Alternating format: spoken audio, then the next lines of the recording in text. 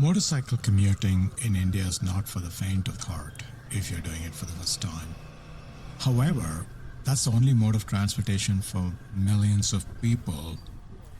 While they are aware of the risks of doing it, often they don't have a choice.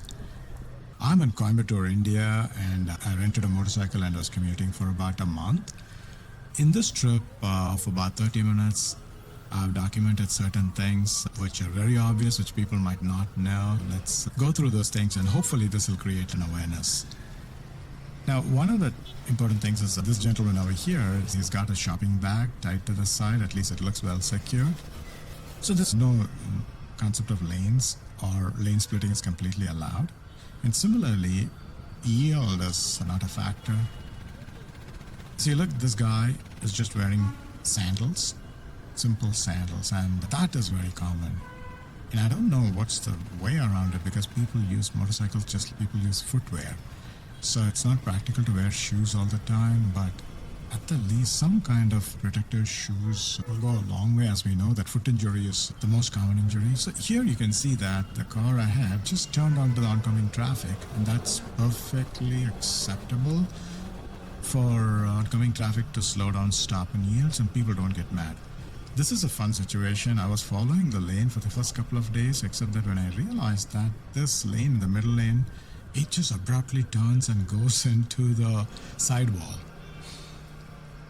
Now, when you're in a round turn, you find a bigger vehicle like a car and do a pick and roll. Otherwise, it gets really tedious. So that's exactly what I'm doing. Yeah, these are the unsecured cargo that you have to really stay away from. The city has been now built, a lot of new bridges in the city that actually increase double the capacity of the roads. That's why the traffic is not as heavy as it used to be. Now you see the lady on the right, she's talking on a cell phone, walking on this fast lane and with no way to go. These are some simple things I wish people pay attention and avoid. Now in the front you see a couple going and the lady seated sideways, and this is again very common because if you're wearing saris it's very hard to put your leg across. However, you do compromise on balance when you do that. One nice thing I've seen is a respect for ambulance over the recent years. When ambulances people do make conscious effort to give way, that's really heartening to see.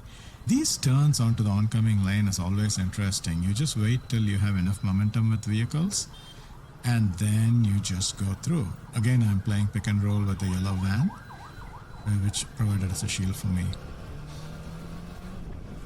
So yeah, we are in this beautiful area called race course. I just went past that. Now, one of the common things, easily avoidable things, perhaps the number one thing is strapping the helmet, as you saw. People wear helmets because they are legally supposed to wear it, but then they don't strap it. In fact, a vast majority of people do not strap the helmet. They just put the helmet on top. And they just don't have the awareness that if they fall, the first thing that... Now, if you look at loose clothing, this is one of the most dangerous thing over here. I don't know how much the woman is aware of the loose clothing over there. Now, Indian motorcycles and scooters do have sari guards, but they are usually on one side only. So if you're straddling with legs across, then there is a chance that your loose clothing gets caught on the other side. This is something that, again, you don't see it as if you're seated. When you ride, you also become slack out because in this particular situation, the car could have easily squished me out on. So we are at the oldest bridge in Coimbatore that I'm aware of. It's a round turn. And one common thing we see is, again, more than the limited number of people. So in this small scooter, 3 people are going in.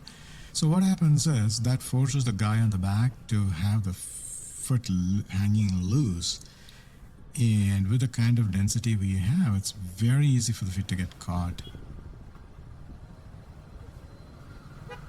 And one of the biggest challenges are the death traps that either loose debris or things that are right on the middle of the road, which is hard enough, like these construct blocks of stones, which are hard enough to see on the daytime, but if it's nighttime you can hardly notice those. And it doesn't take much for somebody. And all it takes is like just one hit and you're gone. And again, like I said, ask pretty much anybody in India. They probably know a handful of people who died or had met with serious injuries. Oftentimes, it's a vast majority of these are easily preventable situations. Preventable on their part or on the part of the people who are managing the infrastructure with some awareness to prevent. Another death trap you see over here. In the middle of the road, barriers that are extended perpendicularly. Again, you can see those things during daytime and avoid, but as the traffic wanes, suddenly they become real death traps. When you are with big vehicles like this, even though there's a slow lane in this case, because of the load, they generally don't yield.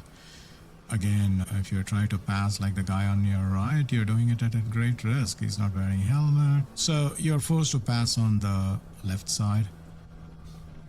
Again, another death trap right in the middle. So they do this construction to facilitate U-turns. I don't know what else they can do, but having a barrier that's perpendicular to you in the middle of the road is acceptable. But that is again very common.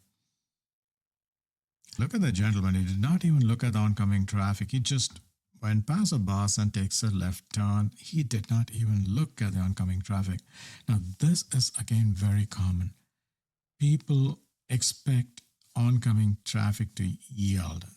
The people who have the right of the way to yield. This is very common, but sometimes that does not happen, resulting in accidents.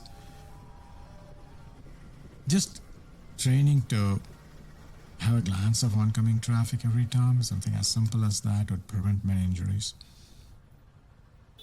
In there's construction everywhere, and one of the challenges is the places becomes, you can see it's practically off-road over here. In a way, I was very happy because I was riding a Himalayan with great suspension over there, so it was a breeze riding over those.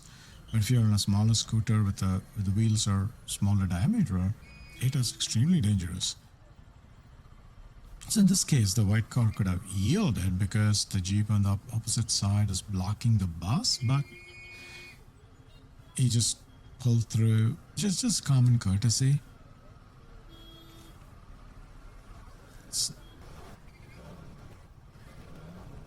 So people generally try to muzzle the way through until they're blocked by more traffic or a bigger vehicle. A stop light out of nowhere. These are some interesting situations. So you see the light is red, so I stopped. And the guy on my right stopped because I stopped. But now he's confused because I'm the only one stopped, so he just went away. But because I was alone there, like magnet, I started attracting few people who also stopped. And as you can see, so this is very confusing. And in fact, it becomes dangerous for you if you're the only one who's stopping at times. So sometimes you're forced to go through red lights just for safety purposes, which is so counterintuitive. Even in this brief ride of 20 minutes, as you can see, there are about 20 plus incidents that I observed. Many of these, like wearing a helmet strap or better footwear or something, very low effort things can go a long way preventing these injuries, whereas there are other systemic things that needs to be done. But the stark reality is, you ask anybody, they'll know many people who met with fatal injuries or other serious injuries. I hope this video points to somebody something that they might have missed. Hope you enjoyed it. Thank you.